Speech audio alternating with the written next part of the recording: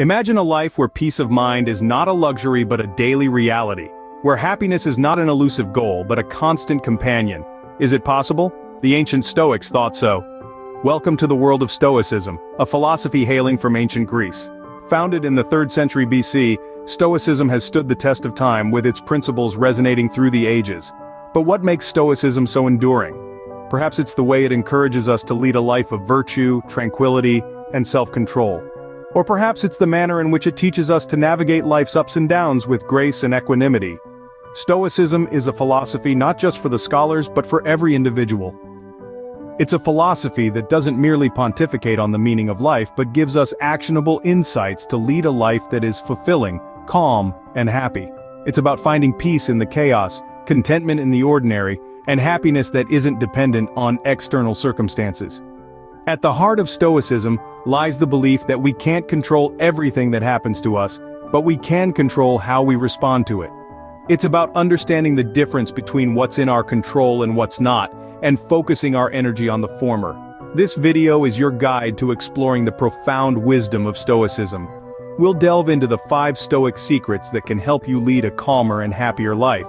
These aren't just theoretical concepts, but practical tools you can use in your day-to-day life.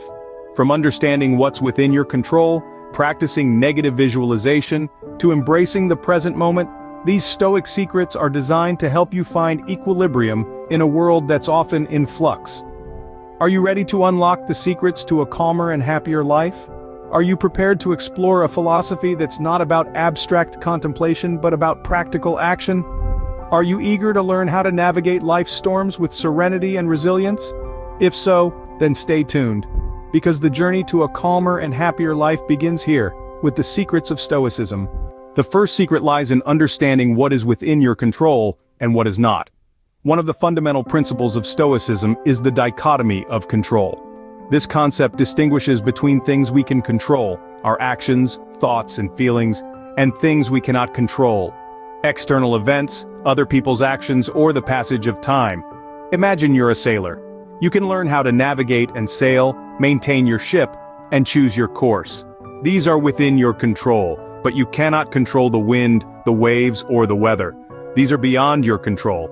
The quality of your journey depends on how you handle what is within your control and how you accept what is not. The same applies to our everyday life. We can't control traffic, but we can control how we react to it. We can't control what others think of us, but we can control our actions and attitudes. We can't control the past or the future, but we can control how we live in the present. When we focus our energy on what we can control and let go of what we can't, we create a space for peace and tranquility in our lives. This acceptance allows us to navigate life with a clear mind, undisturbed by external events. Take the example of a job interview. You can control how well you prepare, how you present yourself, and how you answer the questions. But you cannot control the interviewer's perception, the competition, or the final decision. If you focus on your preparation and performance, you will have peace of mind knowing you did your best, regardless of the outcome. This understanding of control is a powerful tool in managing stress and anxiety. It encourages us to take responsibility for what we can change and to accept what we can't. It's about recognizing and embracing the limits of our control. Remember to focus your energy on what you can control and accept what you cannot. And speaking of control, you have the power to like this video, so why not give it a thumbs up? The second secret may sound counterintuitive. It's called negative visualization. Imagine for a moment, you're standing on the edge of a cliff, peering into the abyss. You feel the cold wind against your face, hear the distant echo of waves crashing against the rocks below. This scenario might seem frightening, but it's a mental exercise that Stoics use to cultivate gratitude and reduce anxiety. This is the heart of negative visualization. Negative visualization is not about wallowing in doom and gloom, it's about preparing yourself for life's inevitable ups and downs.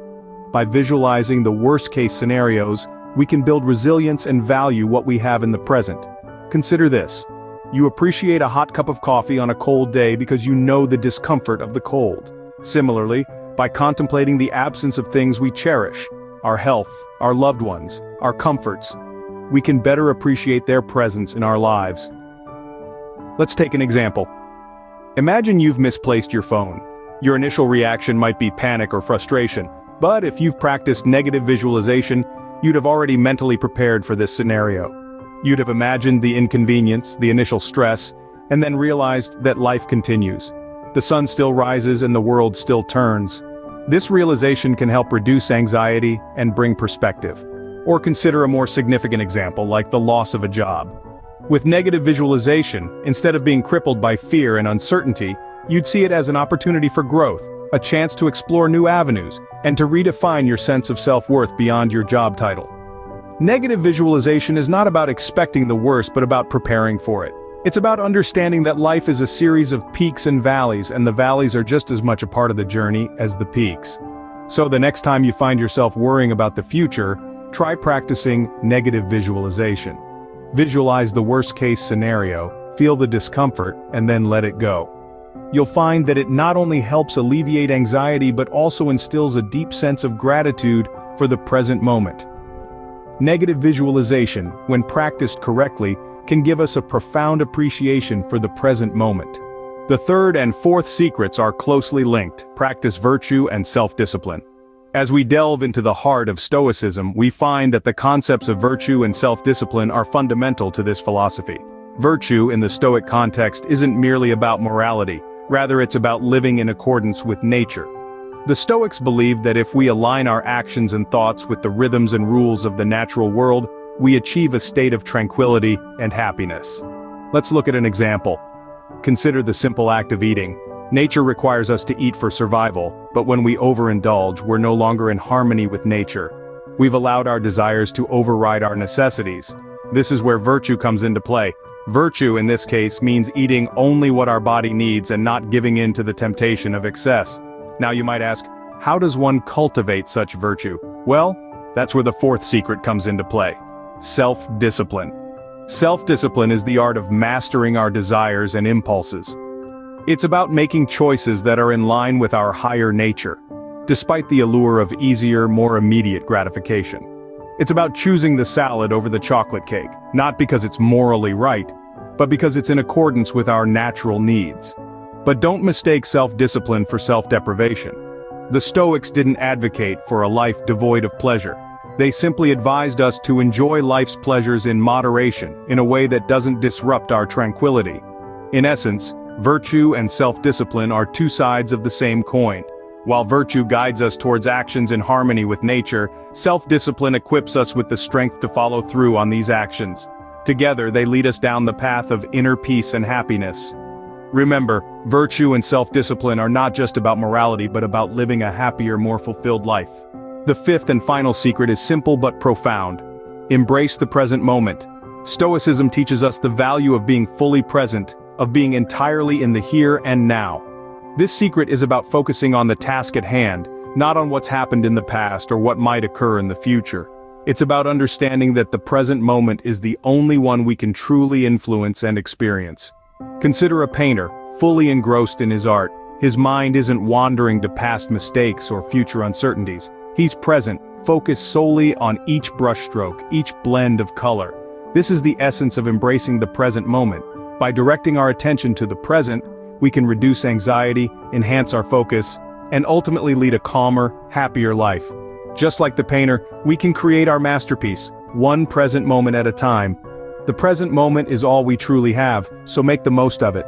So there you have it, the 5 Stoic secrets to a calmer and happier life. We began by understanding what is within our control and recognizing the liberation that arises from focusing only on what we can change. Then, we explored the practice of negative visualization, a technique that helps us appreciate what we have and prepares us for potential challenges. The third and fourth secrets took us deeper, emphasizing the importance of virtue and self-discipline. These principles enable us to align our actions with our highest ideals. Finally, we discovered the power of embracing the present moment, the only time where life truly happens. Implementing these principles in our daily lives can lead to a profound change in our perspective, fostering resilience, contentment, and a deeper sense of happiness. Thank you for joining us on this journey into Stoicism. If you found this video helpful, don't forget to subscribe to our channel. Remember, the key to a calmer and happier life is in your hands.